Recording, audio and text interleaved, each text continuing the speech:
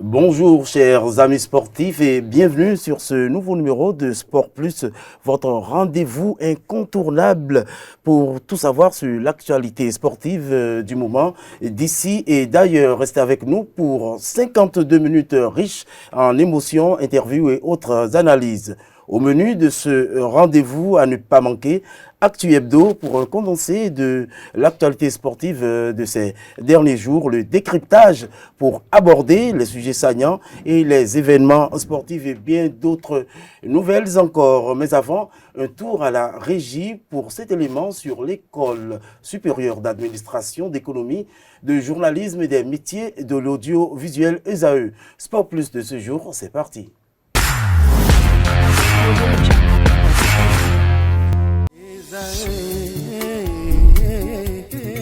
L'École supérieure d'administration, d'économie, de journalisme et des métiers de l'audiovisuel ESAE offre de nouveaux challenges pour l'année universitaire 2023-2024. Étudiantes et étudiants, parents d'élèves nouveaux bacheliers, ESAE, c'est la garantie d'une formation de qualité à des conditions très avantageuses. À Gbedjromede, à Papa, à Boumekalavi et Parakou, inscrivez-vous en administration générale, administration du travail et de la sécurité sociale, trésor et finances publiques, impôts, diplomatie et relations internationales, journalisme et métiers de l'audiovisuel, gestion des marchés publics, planification et développement local, sciences économiques, sciences juridiques et toutes les filières des sciences de gestion. ESAE vous offre des bourses, demi-bourses et de réductions pour les premières inscriptions dans toutes ces filières. Waouh! En licence 1, 2 et 3 et en master, bénéficiez jusqu'à 50% de réduction sur tous nos sites. N'est-ce pas génial? Infoline. ESAE Gbedjromede, 3e rue à droite en quittant le carrefour Le Jador pour la BIBE Jéricho ou au plus 229 90 93 65 21 98 98 14 00 à Kpakpa au plus 229 52 88 33 33 à Boumekalavi au plus 229 52 88 44 44 Parakou au plus 229 52 46 12 12. ESAE, l'excellence à un nom.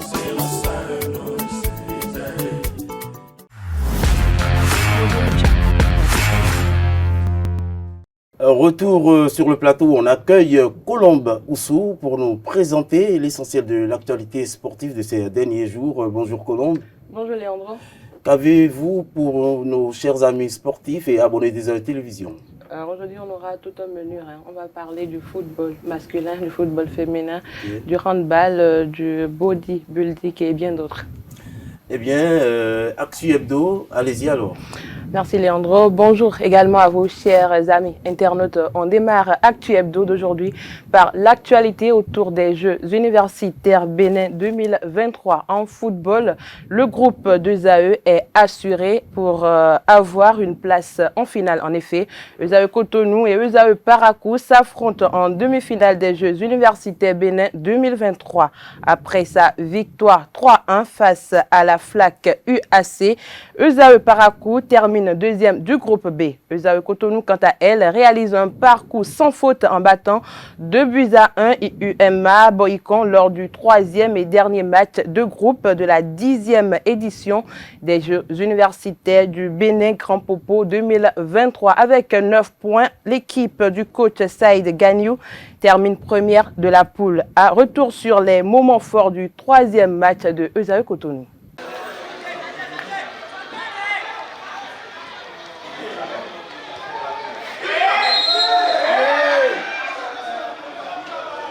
En retrait.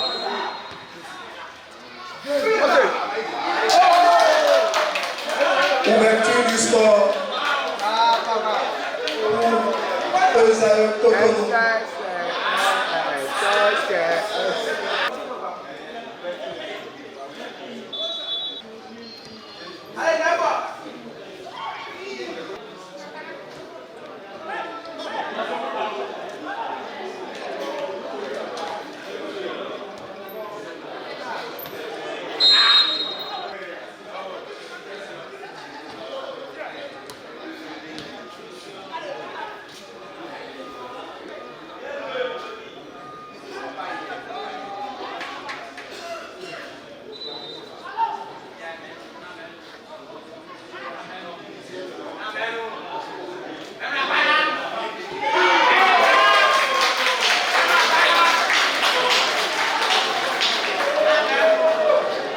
Dans le cadre des 2 premières journées des éliminatoires du Mondial 2026, le sélectionneur des Guépards du Bénin, Gernot Roy, a dévoilé la liste de 25 joueurs convoqués pour ces échéances. Le Bénin affronte l'Afrique du Sud et le Lesotho, respectivement les 18 et 21 novembre 2023. En prélude à ces 2 rencontres, en dehors des habitués, Gernot Roy a refaire confiance aux jeunes qu'il a déjà expérimentés lors des dernières rencontres.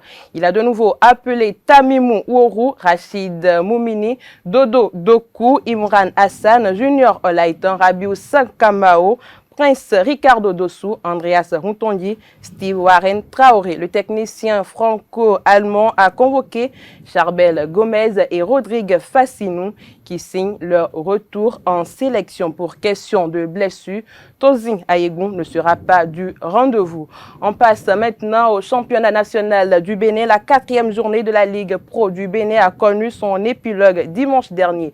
Samedi à Avrancourt, la Sobemap a triomphé de la JFP 3-2 au stade Omnisport d'Avrancourt. Retour sur les temps forts de la rencontre. 3 matchs, 3 victoires. Parfaite entame de saison pour Sobemap. Pour cette 3e sortie, au terme de matchs âprement disputés et animés, les manutentionnaires ont disposé de la jeunesse sportive de Pobet, 3-2. Les locaux maîtrisent la première partie par l'entremise de Loco Aldo qui ouvre le score à la 20e minute.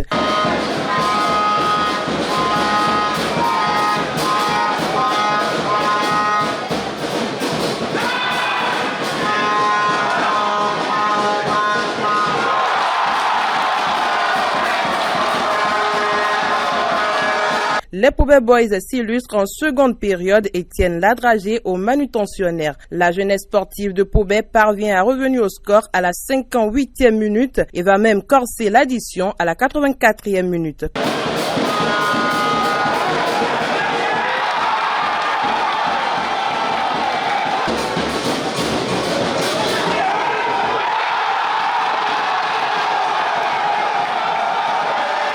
Courte joie pour les visiteurs, Sobemap FC revient au score 2 minutes plus tard.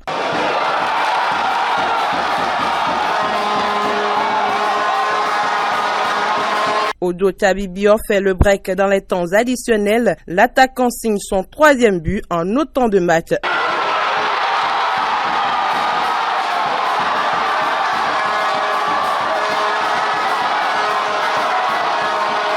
Un début parfait pour Ibrahim Ogunlola et ses coéquipiers qui prennent la tête du classement de la zone D avec 9 points en 4 journées avec un match en retard. Au terme de la partie, quelques acteurs ont livré leurs impressions sur vos ensembles. On savait que ça doit être un match très difficile parce qu'on vient d'enligner 2 victoires de suite. On sait que la 3e victoire va pas être facile. Après le 2e but, le coach nous disait que c'est pas fini, qu'on pouvait aller jusqu'à la fin. Tant que l'arbitre n'a pas dit c'est la fin, qu'on ne s'arrête pas, on n'a qu'à pousser encore. Qu'on peut encore marquer le 3e but. Voilà, c'est le 3e but qui est là. Nous tous on est contents, c'est un match de référence vraiment. Ce match a été gagné vraiment dans le mental. C'est une défaite qui nous a beaucoup découragés. Sinon, le match était pleinement dans notre main. Bien vrai que dès la première partie, c'était pas facile. Mais quand on est revenu à la 2e partie, on a su gérer et puis on a marqué le but, on a encore augmenté. Et eux aussi, ils ont réagi. C'est un match vraiment compliqué pour nous. C'est toujours bien de gagner. Quand on joue tous les 3 jours, c'est pas facile de gérer l'effectif. Mais on a 16 matchs à jouer. Et il faut tout dans les 4 premiers. C'est bien, on a 9 points, c'est bon, mais c'est pas encore fini. Le match prochain, contre GSO, je pense, à domicile, on va mettre toutes les forces pour gagner le match. Nous allons faire un déplacement qui va être très difficile, on le sait, mais nous allons essayer quand même d'aller faire un bon résultat. Dans les autres matchs, grosse surprise de la journée, Coton Football Club a courbé l'Échine à domicile 2-0 face à l'AS Cotonou. Cavalier FC tombe devant Béké FC 0 but contre 2. Dynamique FC et Diamissa FC se sont séparés sur un score nul et vierge. Au Liobar, l'AS Tonnerre 2 buts à 1 à Boycon, Real Sport et Lotto Popo FC. 1 but partout. Requin FC bat Aspac 2-0. Diefa perd à domicile 1 but contre 3 face à l'Ajac. Les Buffles s'inclinent en devant Banigance FC 0 but contre 1.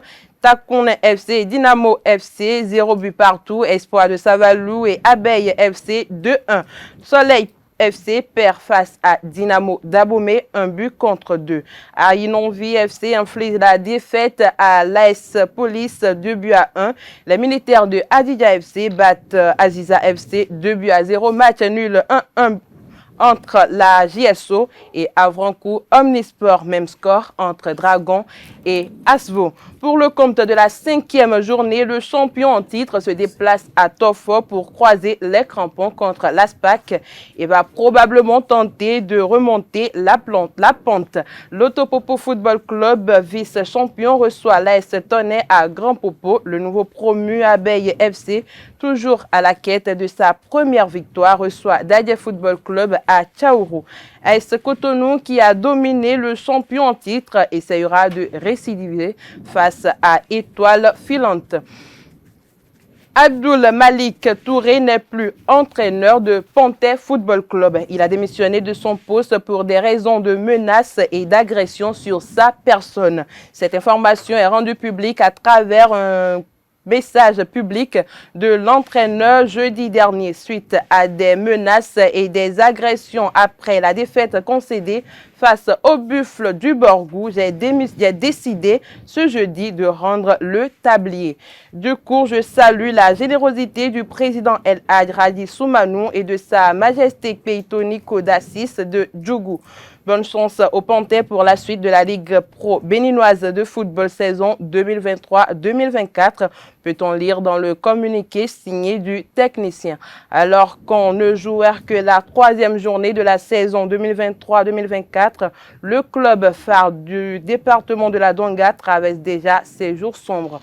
Opposé à ses jeunes frères de Dynamique FC, les Panthères ont perdu 1-0 après une nette démonstration de la jeune équipe. La goutte d'eau qui a fait déborder le vase et la défaite lamentable 3-0 sur ses installations face à sa bête noire, les Buffles du Borgou.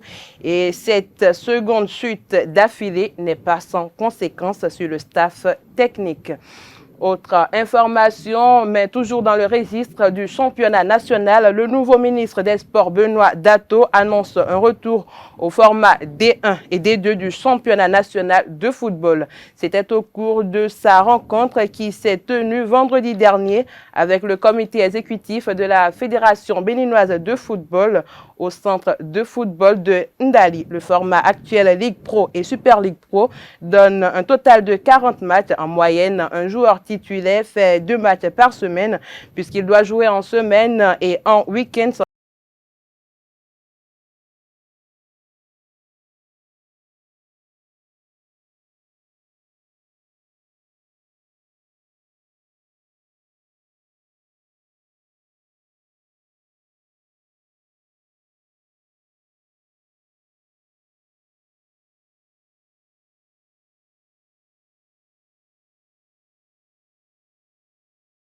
Président Yansounou. Un match disputé devant les dirigeants du football béninois et le ministère des Sports qui a donné à l'arrivée un but partout.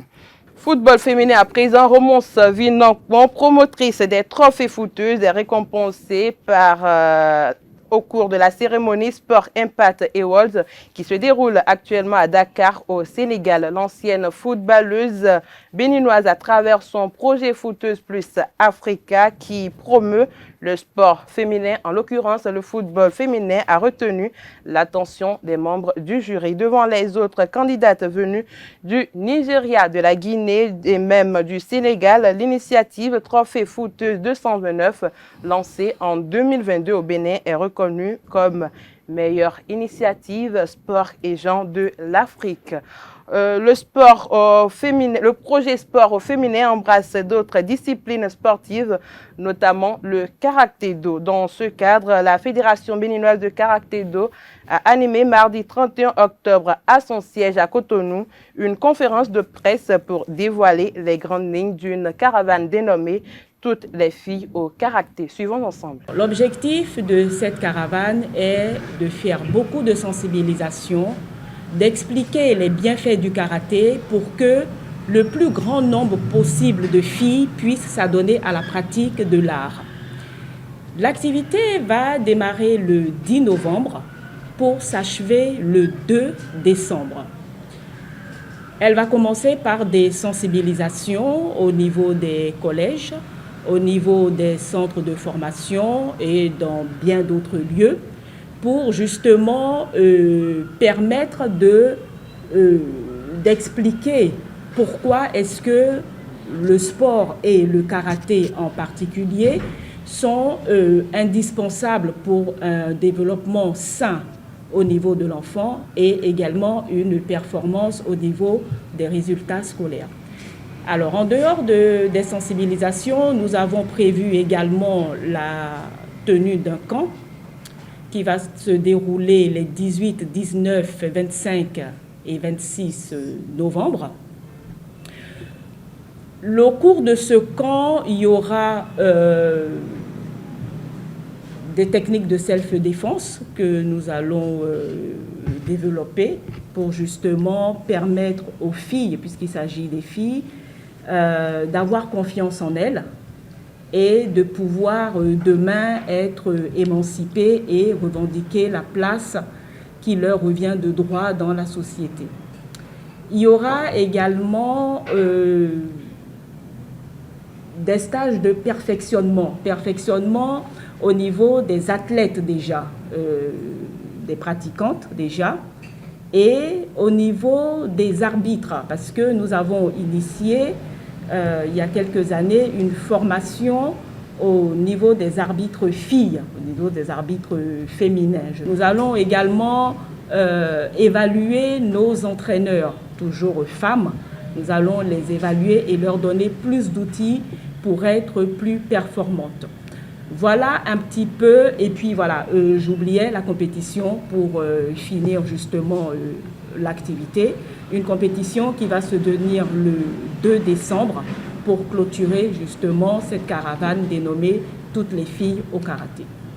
Dernière journée de la Move Africa League Pro de handball. 5 rencontres de confrontation féminine et 3 masculines ont été disputées dimanche dernier au Rôle des Arts. Au niveau des dames, Adidja Handball Club a pris le dessus sur Flambeau Handball Club 26-21. Flowers CNSS de son côté a piégé Aspac sur le score de 24-19.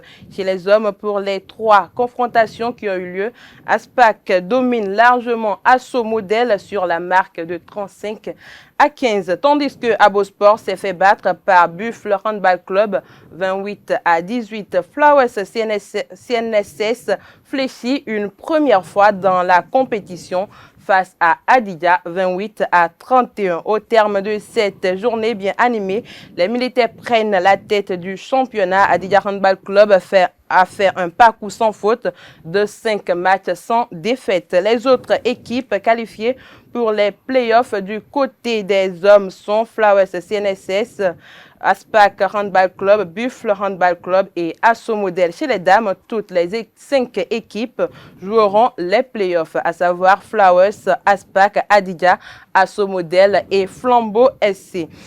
La phase finale du championnat national amateur senior Move Africa de handball qui s'est déroulée du 16 au 21 octobre au Rôle des Arts Loisirs Sports de Cotonou. Un rendez-vous statutaire de la Fédération de handball qui a réuni 8 équipes chez les hommes et 5 au niveau des dames. Au terme de la compétition, Espoir Paracourt remporte le trophée face à Flowers. Suivons ici les 2 entraîneurs à la fin de la rencontre. Je suis très heureux de la prestation de mes joueuses. On a su juste contrer les vérités de l'équipe adverse en cherchant à nous imposer à eux. C'est ça qui a donné ce résultat. Ce résultat que vous voyez est le fruit d'un travail de longue durée. Et nous n'entendons pas nous arrêter en si bon chemin. Votre nom, votre prénom? Mon prénom c'est Amidou, mon nom c'est Abdou. Entraîneur de Espoir Handball Club de Paracourt. C'est une finale en plus. Et quand on joue une finale, c'est toujours avec l'espoir de gagner pour rentrer dans l'histoire. Maintenant, quand tu perds, à l'instant là, il y a la déception. Mais c'est une fierté. Quand je me rappelle d'où on est parti avec ces filles, et aujourd'hui là où on est arrivé, Je félicite les filles, je remercie la fédération qui nous offre des compétitions. Du handball, on passe au judo. L'Institut national de l'éducation physique et sportive de Porto Novo a accueilli le samedi 4 novembre 2023 les championnats nationaux de judo édition 2023. Ce rendez-vous national a réuni des centaines d'athlètes venus de toutes les ligues. Le reportage avec Aneldo. Le championnat national de judo a connu son épilogue. Mettant sur le tatami plus de 200 judokas dans plusieurs catégories, ce championnat a permis d'évaluer le niveau des athlètes sous l'œil du président de la Fédération béninoise de judo et des représentants des institutions sportives. Pour cette édition, c'est la Ligue départementale de l'Ouémé qui a tenu le pari de l'organisation. Nous sommes très heureux d'accueillir ce championnat national de judo. Il faut dire que ce n'était pas gagné d'avance. Le sérieux, le dynamisme, ces valeurs que nous essayons de promouvoir chaque jour par rapport au judo, tout ça peut-être a accroché les dirigeants au plus haut niveau et ils ont voulu nous faire ce plaisir. Raison pour laquelle nous sommes en train d'accueillir le championnat national de judo dans l'Ouémé. J'avoue que nous devons féliciter le bureau national. Il y a eu des tournées dans tous les départements pour superviser les phases éliminatoires. Et après tout ça, je crois que c'est le jour J aujourd'hui. Donc il y a un travail préalable qui a été fait. Il faut sélectionner les meilleurs, il faut catégoriser pour éviter les frustrations. Tout ça, c'est sous le leadership éclairé du directeur technique national, Maître Abraham Sabouran, que je salue, qui, en collaboration avec le secrétaire général de la fédération, peut vraiment faire ce travail-là. Et nous sommes en train de voir comment ça se passe. Vraiment, on ne peut que les féliciter. La participation à ce rendez-vous national est une réjouissance pour les autres ligues et les judokas avec ou sans médaille à la clé. Les championnats nationaux, c'est une grande fête pour le judo béninois parce que les judokas de tous les départements se réunissent pour des combats de judo. Voilà, et ils font tout pour aller chercher leur titre. Vous allez constater que le judo se porte très bien. Si vous avez vu, les enfants, ils sont en joie, ils sont en fête. Donc vous allez déjà comprendre que le judo se porte très bien au Bénin. Très satisfaite parce que je me suis entraînée très dur pour pouvoir arriver là où je suis. Donc, je ne peux que dire que je suis heureuse et le reste reste à venir. Je suis venue ici à l'INMET pour la compétition nationale qui s'est bien déroulée. Même si je n'ai pas remporté la victoire, ça a été vraiment exceptionnel pour moi. Le championnat national de judo prend ainsi fin et ouvre la voie à d'autres compétitions, tant nationales qu'internationales. Carton plein pour les Amazones à l'Open international féminin de karaté Zainab Saleh 2023. Le gymnase de Teslim Balogun Stadium de Lagos a accueilli du 2 au 4 novembre la 9e édition de l'Open international féminin de karaté. Le Bénin rentre avec 13 médailles, dont 6 en or, 3 en argent et 4 en bronze. Des médailles qu'elles ont une fois de plus dédié au grand maître Benjamin Soudé, décédé le 11 novembre 2022. Des 10 Amazones sélectionnées, ce sont finalement 8 qui ont pu effectuer le déplacement sur la capitale économique nigériane et chacune de ces filles ont remporté au moins une médaille. Comme il leur est de coutume, les Amazones karatéka participent chaque année au tournoi international féminin de Lagos, une compétition au cours de laquelle l'équipe béninoise s'illustre de la meilleure des manières chaque année. Pour finir, bienvenue Vodonou, président de la Fédération béninoise de bodybuilding et fitness, est nommé par le NAC international pour développer le bodybuilding en Afrique de l'Ouest. La notification lui a été faite jeudi 2 novembre.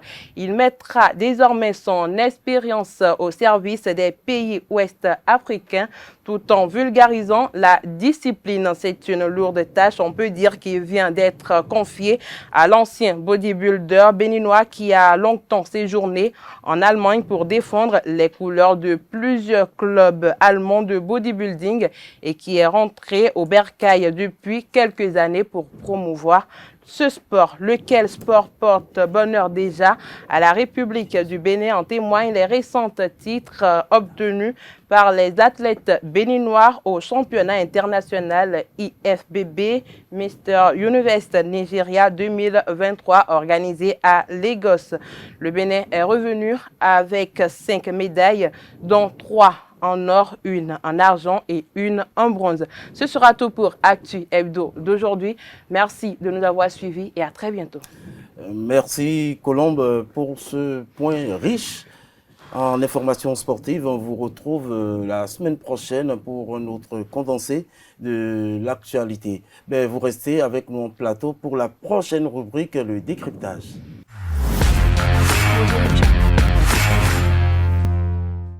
Le décryptage traditionnel sur Sport Plus reçoit pour vous Arnaud Akakbo, journaliste à Cap FM. Bonjour Arnaud.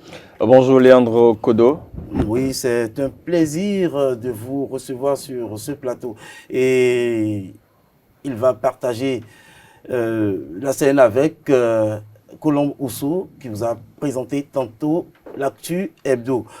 On va y aller en même temps pour le premier sujet, la liste des joueurs convoqués par Gernot Rohr pour les éliminatoires de la Coupe du Monde prochaine. Arnaud, vous avez vu cette liste aussi, Colombe, dites-moi ce que vous en pensez.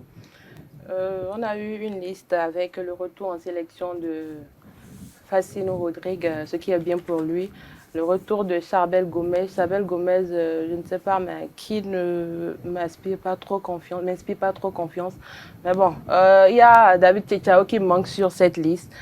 Donc, je ne comprends pas pourquoi il n'a pas encore signé. Donc, je peux dire que c'est une liste quand même qui inspire confiance en griffe. Hein, parce que se qualifier pour la Coupe du Monde, ça ne serait pas une tâche facile. Parce qu'on n'a pas pu se qualifier pour la CAN et c'est la Coupe du Monde. Ça serait vraiment difficile. Mais Arnaud, vous l'avez entendu, depuis qu'il a pris fonction à la tête désormais, on ne dit plus écureuil. C'est plus écureuil, on parle de guépard. Désormais, Guépard, il a annoncé, il a martelé que sa mission première était la qualification des Guépards pour la Coupe du Monde. Selon vous, est-il sur le bon chemin? On ne peut pas le dire pour le moment parce qu'on n'a même pas encore joué la première journée et ce serait pour le 18 prochain contre les Bafana de l'Afrique du Sud. Que Gernot Rohr soit sur le bon chemin ou pas, on va essayer de voir parce que c'est au pied du mur qu'on voit de quoi est capable le maçon maintenant. Si c'est en fonction de la liste, lui, il n'a pas fait du miracle. Ce sont ces joueurs qu'on connaissait qu'il a rappelé, si ce n'est que ces deux noms dont on parle déjà. Charbel Gomez, le société de Sam Gourali, c'est un club de la Géorgie, il est toujours sous contrat avec Amiens. C'est vrai que Colombe Ousso disait tout à l'heure que c'est un gars qui ne lui inspire pas confiance. Vous savez, la sélection, c'est la forme du moment. Charbel Gomez, actuellement avec son club Sam Gourali, il est en train de jouer, il est titulaire. Il joue quasiment tous les matchs. Il également contribue à ce que son club gagne. Et donc, c'est un griffe logique qu'il soit rappelé parce que, comme je l'ai dit tantôt, une sélection nationale pour ces rendez-vous particuliers, c'est la forme du moment. Donc, il a rappelé, il y a le latéral gauche ou le joueur de couloir de l'Autopopo, Rodrigue Facino, qui est l'un des plus adroits sur coup de pied arrêté depuis quasiment 2 saisons. Je n'ai plus les chiffres en tête, mais il est de loin le joueur qui tire les coups francs, les pénaltys, et il en marque. Donc, il est également titulaire avec son club. Il a remplacé au pied levé un certain Youssouf Assoba de Amiens, qui quasiment est à moins de 10 minutes toute cette saison. Pour moi, c'est également logique. C'est également logique. Il ne joue pas. Maintenant, Quand on voit ceux qui sont appelés, les jeunes, Prince Ricardo, Stami Mouourou, qui est à Yata Club du côté de l'Émirat Arabe Unis, Rabiou Sankamao, latéral gauche avec Aspak, Moumini Rachid, qui est en train de progresser, même si après le match contre le Sénégal, bon, il n'a plus montré grand-chose. Bon, c'est vrai, on ne l'attend pas qu'il marque à la place des attaquants. Mais c'est un défenseur, faut pas l'oublier, c'est parce que c'est vrai, c'est un joueur avec leur apport offensif, on pense que bon, il faut toujours les voir devant, mais le rôle d'un défenseur c'est d'empêcher les buts. Donc pour moi, il n'a pas encore quitté, c'est pourquoi il est appelé.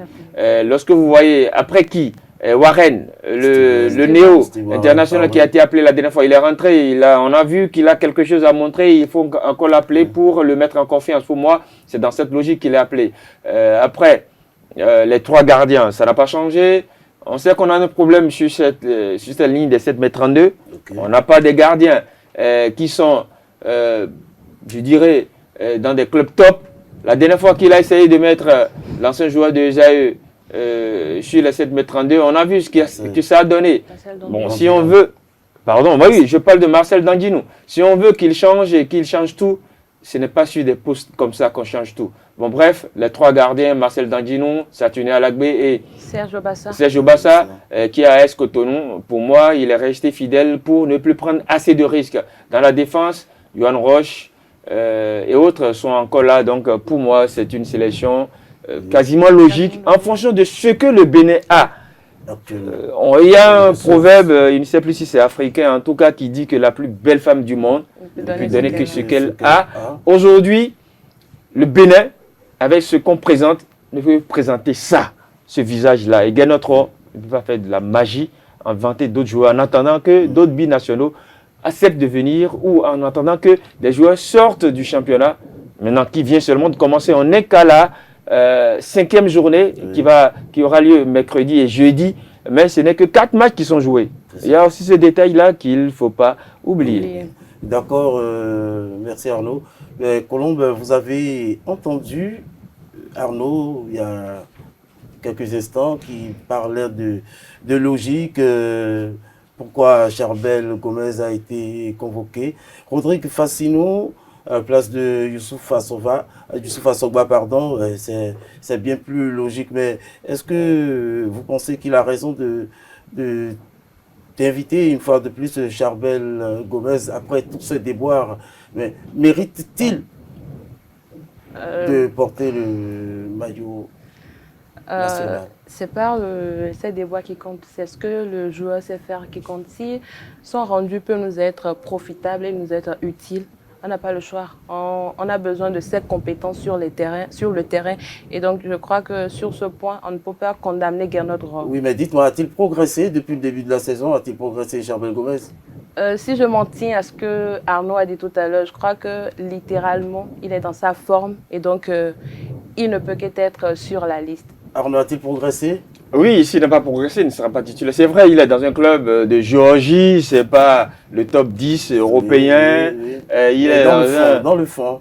Mais le joueur, il a progressé parce qu'il est titulaire, comme je le dis. Il joue avec son club. C'est vrai qu'on n'a pas les vidéos de ces matchs tous les week-ends, mais de par les informations qu'on a et ces petites statistiques, je pense qu'il peut toujours faire quelque chose, même si, bon, Gernot Rohr peut toujours penser à encore un autre, pourquoi pas à Zanko qui a signé en D2 du côté de la Belgique avec Serein, il n'y a pas longtemps aussi. Mais, vous savez, il faut essayer d'apporter, par une dose, je dis, homéopathique, des changements de la sélection. On ne change pas du jour au lendemain tout. Il faut quand même garder une certaine ossature pour apporter. Constitue-t-il toujours une menace? Le joueur le connaît. Le joueur, on le connaît. On connaît son talent. On sait de quoi il est capable. D'accord, c'est un créateur. Bien sûr. Quand on repart en arrière, toujours dans la même forme. Ben, il doit l'être. Si le sélectionneur l'a appelé, on va attendre contre l'Afrique du Sud s'il a une place, s'il a 10, 15, 20 minutes pour montrer de quoi il est capable. Ce qui est sûr, s'il est dans sa forme, il est à 100%, Charbel Gomez est une menace, triple menace pour les défenses adverses. Ok, Colombe, dites-moi, à qui vous attendez, vous, qui n'est pas sur la liste? Quels sont les absents que vous déplorez et quels sont les nouveaux qui vous font du chaud au cœur? L'absent que je déplore, c'est Tosin Ayegou qui a des blessures répétées à chaque fois. On l'a vu pendant les matchs amicaux qu'on a eu à jouer. On a vu comment le joueur il s'est vraiment mis sur le jeu. Il a donné ce dont il était capable. Et il était même il était même passeur sur le premier but, sur la première rencontre, match amical qu'on a joué. C'est un joueur qui m'inspire vraiment et que j'ai chaud au cœur de voir jouer, mais qui ne sera malheureusement pas de la partie. On espère que sa blessure va passer. On n'aura plus ces blessures répétées. Sur la liste encore, je vois un Rodrigue Facino, un joueur du championnat national qui revient. Rodrigue, on voit que il était mis de côté, mais à force de travailler, il est revenu en sélection. C'est bien pour lui. Et on lui dit félicitations et j'espère qu'il aura une chance pour jouer pendant ces matchs-là, ces éliminatoires. Arnaud, dites-moi, Tosin Ayegou blessé. Mais auparavant, il y a un problème qui se posait au sein de cet effectif, au sein du plan tactique que Gernot Rohr met en place à chaque rencontre. On sent que Ayegou n'est pas situé sur le terrain, il n'est pas dans les dispositions idoines pour donner le meilleur de lui-même. À quoi est dû, selon vous, écoutez, c'est vrai que Tosin Ayegou, avec son club, il joue beaucoup plus en attaquant, il joue beaucoup plus ou en deuxième attaquant, d'accord, avec son club. En sélection, des fois, il est mis sur le côté ou il est repositionné. Le sélectionneur fait avec ce qu'il a. Vous savez, les Guépards, ce n'est pas une équipe avec tellement de talent où il faut faire ce qu'on veut. On fait ce qu'on peut. En fait, c'est la différence. D'accord? Il y a ce qu'on veut, il y a ce qu'on peut. Quand vous êtes devant le fait accompli ou vous êtes limité, il faut qu'on ait le courage de dire que avec les Guépards, on est limité en termes de qualité, en termes de talent. Quand vous prenez, on ne peut pas constituer une équipe deux équipes avec un 11 qualitativement. C'est pas possible, il faut essayer de jongler. Quand c'est comme ça, il faut essayer de jouer aux équilibristes. Et c'est ce que Gernot Rohr fait chaque fois quand il est là. Il veut jouer. C'est un technicien, il aime que son équipe joue. Contrairement à celui qui est passé par là, d'accord, Michel Dussier, qui a compris que les écureuils devenus guépards ne pouvaient pas aller à l'abordage. Il verrouille. Soit il fait 5-4 ou bien il fait 5-5-5. Et ça permet à l'équipe de prendre des points. Même si c'est des nuls, ou de temps en temps d'aller planter un but, de revenir. Maintenant, Gernot Rohr, en tant que technicien qui aime le jeu, il a essayé d'ouvrir. On a vu ce que ça a donné. En 7 matchs, on est à combien de victoires? On est à une seule victoire. Et la victoire, c'était sur tapis vert. Donc, il faut donner du temps à ce qu'il construise l'équipe. Voilà de quoi parle-t-on. Colombe, au vu des dernières performances des Guépards, avez-vous l'intention ou bien avez-vous le sentiment que cette équipe pourrait donner de l'espoir aux milliers de fans béninois? Pour avoir ce que nous voulons, c'est pas maintenant. Parce que nous allons attendre, la Coupe du Monde ne nous attendra pas. Il faut laisser... On n'a pas une équipe actuellement. Parce que Arnaud disait, on n'a pas une équipe actuellement. Il faut laisser à Gernot Rohr faire avec ce qu'il a. Donc voilà, nous n'avons pas de joueurs qui brillent autant. Nous n'avons pas de joueurs, c'est ce que nous avons. Nous ne pouvons qu'utiliser ceux qui sont là et espérer quand même avoir d'autres joueurs qui brillent plus et laisser ces joueurs-là travailler pour que nous puissions avoir réellement ce que nous voulons. Mais sur le champ maintenant, on ne peut pas dire, on ne peut pas condamner Gernot Rohr sur le fait que non, nous n'avons pas de victoire ou autre. On voit le jeu que présentent nos sélections. Donc, il ne faut pas le condamner, lui, en tenir rigueur. Est-ce que c'est une histoire de condamnation. Je ne pense pas, Arnaud, au vu des récentes performances des Guépards, j'allais dire, franchement, dans le fond de jeu, l'animation et tout ça, avez-vous le sentiment qu'il est possible que le Bénin ait une victoire, pas sur le tapis vert, hein. Si vous parlez de possibilités, je vous dirais oui, parce que nous sommes en football, tout est possible. D'accord, la réalité d'hier ne seront plus celles d'aujourd'hui ni celles de demain. Maintenant, intrinsèquement, c'est vrai, on est avec des si notre équipe nationale n'a pas pu se trouver une place dans une CAN à 24 et que la Coupe du Monde là, il y a c'est un parcours de quasiment 3 obstacles. 3 obstacles. D'accord, on fait la phase de groupe. Alors. La phase de groupe où il faut finir premier. D'accord. Vous finissez premier. On entre dans une deuxième phase où on peut dire c'est les meilleurs qui vont jouer cette phase-là. Et après, on ira maintenant à cette Coupe du Monde, là, à la dernière phase. Si on n'a pas pu se qualifier à 24, on est dans un groupe où il y a l'Afrique du Sud, le Nigeria. On considère le Lesotho comme étant le petit poussé de ce groupe-là. Le Rwanda l'était. D'accord. Mozambique l'était.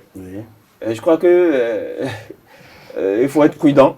Il ne faut pas dire aux Béninois que, comme l'a dit ou l'a promis Guénotro, qui veut se qualifier pour la Coupe du Monde, il avait dit avant le tirage au sort. Les réalités ont changé. Quoique, football, ce n'est pas mathématique, mais que les Béninois sachent dans leur petite tête que si les Guépards arrivaient à faire quelque chose, tant mieux. Bingo. Si on n'arrive pas, on se calme, on se prépare pour les CAN à venir.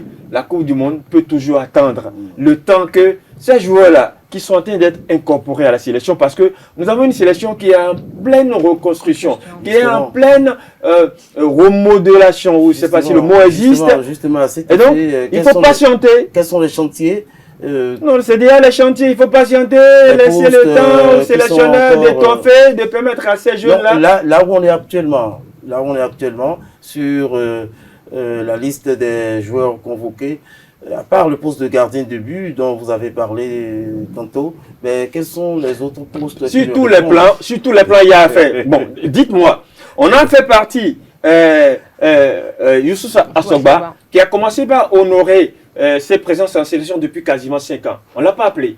On a appelé un local. C'est vrai, même s'il était là et qu'il était venu, il a pris rouge, il est parti. Il veut parler de Rodrigue Fassino. D'accord?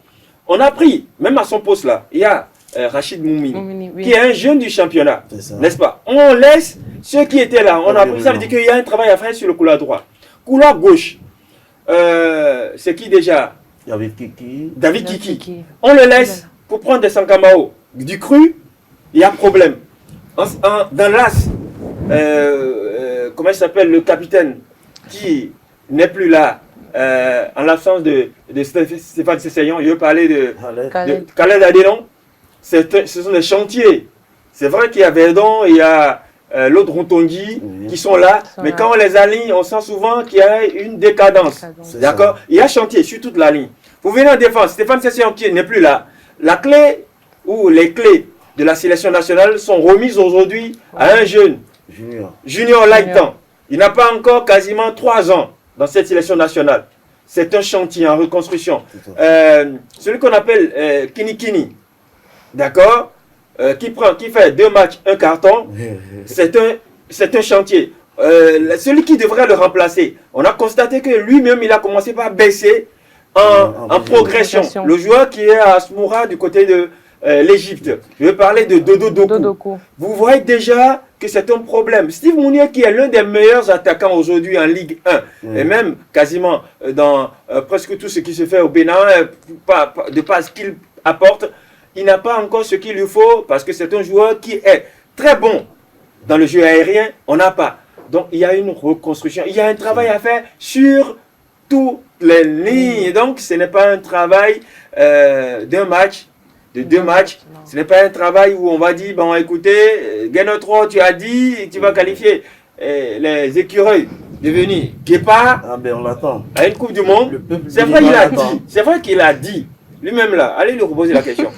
Il n'échappera pas. Il va vous dire que bon, oui, il a dit, mais bon, la réalité le contraint. S'il est capable de revenir sur son objectif, il vous dira que bon, écoutez, peut-être qu'il ne va pas utiliser les mots, je ne peux plus. Mais bon, on est en football, il va vous dire, diplomatiquement. Ce qui est sûr, on comprend son esprit à travers son travail. On comprend que Gernot Rohr est dans une logique de remodeler, de reprendre totalement cette équipe depuis la base, parce qu'il y a beaucoup d'anciens, il y a encore beaucoup de joueurs qui ne répondent forcément plus aux exigences actuelles du football.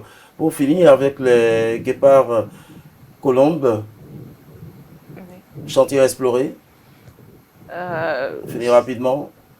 Chantier à explorer, j'avoue que je ne comprends pas encore. Bon, quels sont les postes qui laisse à désirer? Actuellement, moi, je crois réellement que je ne peux pas dire qu'il y a des postes qu'on va laisser à désirer parce que c'est tout un travail. Oui, c'est tout un travail. Oui, voilà, je suis d'avis avec Arnaud, puisque c'est tout un travail qu'il est en train de faire. Nous n'avons plus nos vieux en griffe qui venaient en sélection. C'est tout un tas de jeunes qui sont là, présents maintenant. Donc, laissons à Gernot Rohr de faire le boulot et espérons qu'on aura un futur, un lendemain meilleur, mais pas sur le champ maintenant. Eh bien, merci Colombe. Sans transition, nous allons partir pour la Ligue Pro, où la 4e journée s'est jouée le week-end dernier. Arnaud Akako.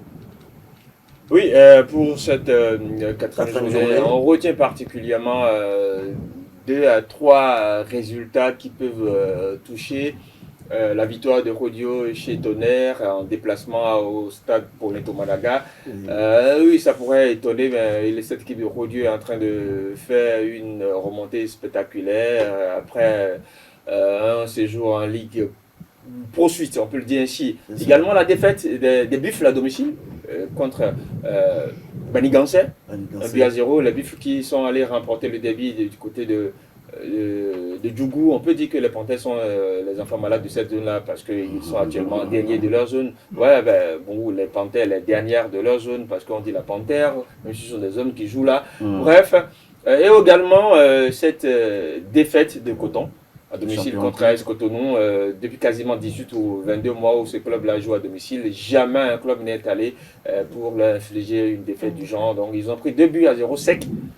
C'est un peu étonnant de le constater ainsi, et même si je n'ai pas suivi le match, j'ai vu quelques extraits, j'ai vu que AS Cotonou a très bien joué, donc c'était une petite surprise de voir les champions du Bénin être comme ça à domicile. Après, il y a également la défaite. Bien sûr, toujours dans la zone C. Oui, il y a cette défaite de l'ASFAC qui a fait un très beau match. Une très bonne première mi-temps.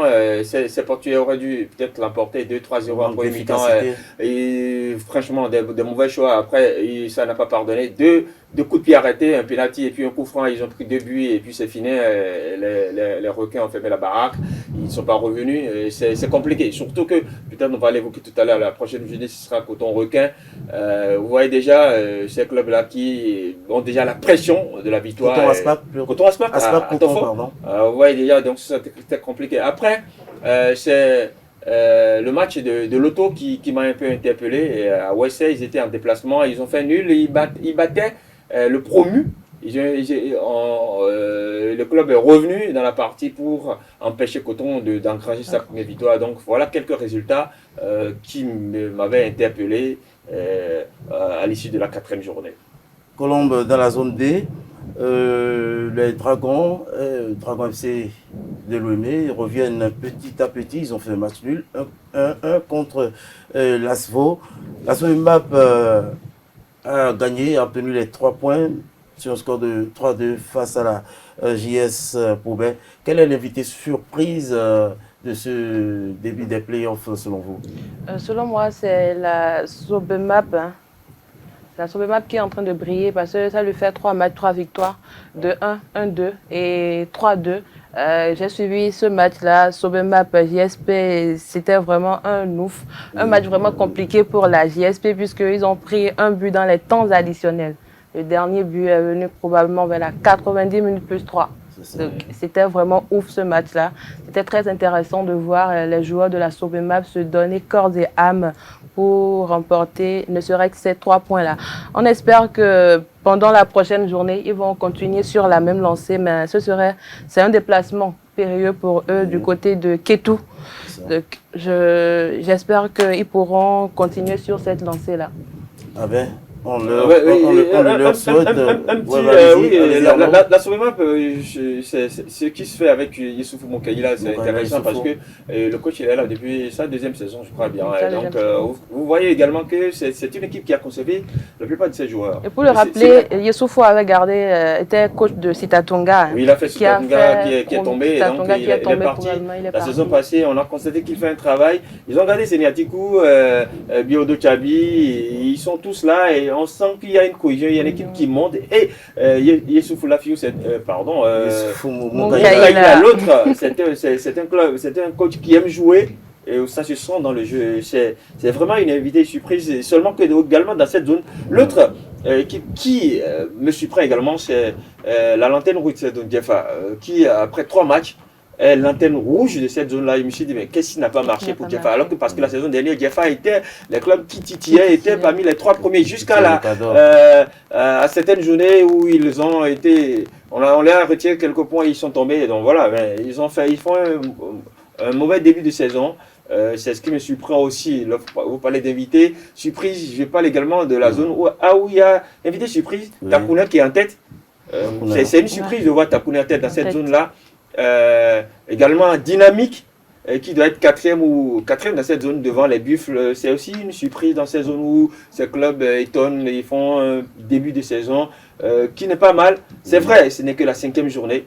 Les donnes peuvent changer après, mais bon, c'est toujours intéressant de voir ces clubs-là à ce niveau. Oui, je continue avec vous dans la zone C. Mais pensez-vous, avec le champion en titre, bien sûr, Coton FC, pensez-vous que le champion a baissé garde et que on peut l'atteindre maintenant? Non, ben que ce n'est qu'un seul match. Ils ont joué 2 sur 3. Ils ont gagné leur premier match, première sortie, 4 buts contre, c'est vrai, ce n'était que Étoile Filante en face, et puis ils ont perdu 2-0. Je ne vois pas ça déjà comme un problème. S'ils perdent lors de cette 5e journée contre Aspac, 2 défaites d'affilée, ça peut commencer par gamberger dans la tête de Vitos Vunka. Mais si c'est juste une défaite, même si c'était à domicile, ce sont des choses qui arrivent. Les plus grands clubs du monde, ça leur arrive par moment. Maintenant, on ne peut pas dire que bon, après cette défaite-là, bon, il y a des actrices du côté de Coton. Même s'il y a défaite contre Aspac, écoutez, Aspac aussi est en difficulté. Pas vraiment, mais a besoin de victoire. Et Aspac n'est pas un petit club. Donc, pour moi, il n'y a pas encore de problème avec Coton, non même pas. Regardez dans la zone. Le premier à 7 points. Coton, qui est 5e, à 3 points. Il n'y a que 4 points. Ce n'est même pas 2 victoires. Donc, juste 2 matchs, ça va se corriger. C'est ça. En tout cas, je présume. Vous l'espérez. Colombe Oussou, la semaine dernière, on a eu à assister à la visite du président, du ministre qui allait visiter Ndali, le président de la fédération. Grosso modo, on a parlé d'un retour au format D1, D2. Vous y croyez-vous? C'est d'abord une nouvelle qui me réjouit, moi. Parce que jouer la D1 et la D2, c'est toujours bien. Parce que jouer la Ligue Pro, ensuite la Super League et les compétitions, ne pas avoir une compétition, c'est logiquement normal qu'on n'ait pas une place quand on va en compétition africaine parce que les joueurs sont déjà épuisés pendant la Ligue Pro, la Super League Pro et probablement ils ne peuvent pas donner un bon rendu. Donc c'est une nouvelle réellement qui me réjouit. J'espère et je prie pour que nous revenons à ce format-là. Eh bien, nous prions que ce championnat revienne à la normale parce que 36 équipes, vraiment, ça ne sonne pas bien. Écoutez, moi je vois l'analyse sous un autre angle. En fait, Colombe parlait tout à l'heure de 40 matchs par saison. En fait, c'est la norme. Hein. Non, excusez. À quoi ça sert de descendre en deuxième ou en troisième division et de se retrouver encore à lutter on va essayer d'aller palier par palier. Je dis, jouer 40 matchs en une saison pour un club qui se veut pro, qui se veut compétitif, c'est une norme. Ailleurs, les gens font jusqu'à 45-50 matchs par saison. Lorsque vous prenez Première Ligue, vous êtes 20. C'est vrai que la Ligue est revenue à 18 clubs. Vous êtes 20. Ça fait 38 journées. Oui. Vous y ajoutez la Ligue des Champions pour le club qui est en Ligue des Champions. Et s'il va jusqu'en demi-finale, ça lui fait quasiment 10 matchs ou 12 matchs. 6 matchs de club, 8e de finale, quart de finale, et puis ça fait 12 matchs. Ça fait 46. Coupe de la Ligue. Si vous allez en demi ou en finale, vous devez jouer aller-retour, 32e, 16e, et puis vous êtes là. Ça vous fait 50 matchs. Si le joueur il est international, il doit jouer 3 journées ou 4 journées de matchs internationaux dans la saison. Il est déjà quasiment 54 matchs en une saison. S'il est titulaire, il n'est pas blessé, il est bon. Il joue tous ces matchs-là. Au Bénin, on n'a pas de Coupe du Bénin, on n'a pas de Coupe de la Fédération ou Coupe du Roi ou je ne sais pas trop. Déjà, il n'y a que le championnat. Le problème, le ministre avait dit tout à l'heure que les joueurs jouent 2 matchs en semaine. Notre problème au Bénin, c'est parce que au lieu de commencer le championnat en août, de le commencer le championnat après le mois d'août, il y a quel mois déjà? Septembre. On attend quand? Novembre. On attend décembre pour jouer un seul match. La dernière fois, on a donné 4 dates. Ou peut-être j'exagère. On a dit qu'on devait commencer 30 quelque chose là. Après, on a reporté. Imaginez qu'on avait commencé le championnat.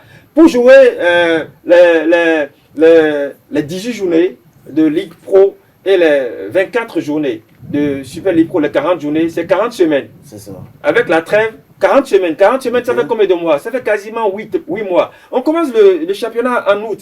Ça fait combien? On va finir avant mai. Ils vont jouer chaque semaine avec une trêve de 2 mois. C'est tout le problème. On ne commence pas vite le championnat au Bénin. C'est tout le problème. C'est pour cela qu'après, et même maintenant, même lorsqu'on va commencer avec 16 clubs ou 18 clubs, on va jouer Ligue Pro ou D1, D2. Qu'est-ce qui retarde à chaque fois? Qu'est-ce qui retarde? Ça, je ne suis pas au niveau de la Ligue. Cette saison, on a dit que les clubs, la CAF, a demandé à ce qu'il faut mettre quelques conditions. Il faut avoir un club féminin, il faut avoir un centre, il faut avoir un site, il faut avoir ceci, il faut avoir cela. C'est des choses qui existaient depuis. Ce n'est pas aujourd'hui que ça a commencé. Quand on est dans la proactivité, ce sont des choses qu'il fallait exiger depuis. Ce n'est pas maintenant. Non! Quand le championnat commence, ou ça commence, quand ça va finir, on sait quand l'autre va commencer. C'est ailleurs, c'est comme ça se passe. Chez nous, on attend, c'est après on finit, on fixe la date pour aller faire AG. Après AG, on dit bon, voilà, on va jouer le championnat dans un mois. Dans un mois, on constate que les clubs ne sont pas encore prêts. Jusqu'à présent, il y a des clubs qui ne sont pas prêts. Jusqu'à présent, les clubs n'ont pas encore toutes les licences. On joue avec encore des photocopies. C'est un problème. Vraiment. Ce n'est pas forcément... je suis pour le fait qu'on aille Ligue 1, Ligue 2, 16 clubs, 18 clubs, je ne sais pas combien ils seront retenus. Parce qu'il a dit que les 16 qui seront en Super Ligue Pro vont jouer D1 la saison prochaine. C'est bon. Maintenant, si on n'est pas appliqué, si on n'est pas sérieux, si on ne commence pas vite, on va reprendre les mêmes choses et on aura toujours les mêmes choses. Avant ça, avant qu'on ne commence Ligue Pro Suite, on a commencé, c'est la 4e saison. On était où? À part Israël qui, de façon anecdotique, était parti en phase de poule. On était où? C'était M. Chris qui était champion au Bénin. Il faut qu'on revoie les choses. On a un problème d'organisation. Pas plus. Très bien, merci pour votre édification, Arnaud. Pour finir le sujet de ce décryptage, Colomboussou, vous connaissez bien Romance Vinancmont, la promotrice de Footeuse plus Africa, a été récompensée, lauréate tout récemment à Dakar, si je ne m'abuse. À Dakar, elle a reçu le prix devant des challengers du Nigeria, de la Guinée, bien d'autres pays, beaucoup plus en avance dans le football féminin en Afrique que le Bénin. Donc, que pensez-vous de cette distinction? Romance Vinancmont, elle n'a pas commencé aujourd'hui. Je crois c'est une fille qui a... Pardon, une dame, je dirais. Okay. Une dame qui a toujours qui a été d'abord footballeuse et son envie pour le football féminin l'a conduit là. Donc, on va véritablement lui dire félicitations. Ah d'accord, vous lui dites félicitations Arnaud. Pour finir, Romance Vinampon, oui, écoutez, que pensez-vous d'elle? C'est une dame que j'apprécie beaucoup pour ses prises d'initiative, son ingéniosité. Vous savez, le football féminin, c'est vrai que depuis que la FIFA a commencé par être à cheval sur le développement du football féminin, nos responsables, nos dirigeants l'ont pris au sérieux. Et on a vu ce que ça donne. Aujourd'hui, dans les sélections du Bénin, on est capable d'aligner des équipes chez les U17, U20, U23 et sélection A. Il y a 5 ans en arrière, c'était quasiment impossible. Il n'y a que les Gona dans nos sélections. Aujourd'hui, vous pouvez entendre des Aounou. Oui. Les filles ont dit sélection du Bénin, mais go, comme. C'est ce qu'on attendait dans nos sélections. Aujourd'hui, tu peux entendre des Aounou, Rachel. Tu peux entendre des étrangères.